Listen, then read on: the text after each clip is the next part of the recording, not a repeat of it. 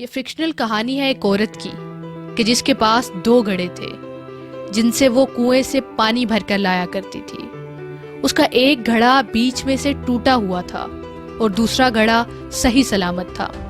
صحیح سلامت گھڑا ٹوٹے ہوئے گھڑے کی طرف حقارت سے دیکھتا تھا۔ ایک دن ٹوٹا ہوا گھڑا دل برداشتہ ہو کر عورت سے بولا کہ آپ مجھے توڑ دیں، آدھا پانی تو رستے میں گر جاتا ہے، میں آپ کے کسی کام کا نہیں ہوں۔ عورت نے بولا کہ میں ایسا نہیں کر سکتی، تم ہی وہ ہو جس کی وجہ سے میرے گھر کا چولہا جلتا ہے۔ گھڑا حیران ہوا کہ وہ کیسے؟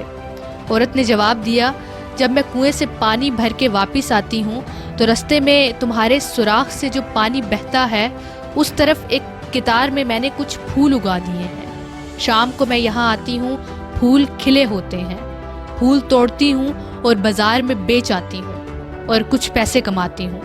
ٹوٹا ہوا گھڑا عورت کی دانش مندی پہ بہت حیران ہوا کہ اس نے کس طرح ایک فضول چیز سے بھی فائدہ اٹھا لیا۔ ہم اس مثال سے یہ سیکھ سکتے ہیں اور اپنی زندگی میں اپلائی کر سکتے ہیں کہ حالات جیسے بھی ہوں، ہم انہیں اپنے فائدے کے لیے کیسے استعمال کرتے ہیں یہ ہماری سوچ پر منحصر ہے۔ A problem is a chance for you to do your best.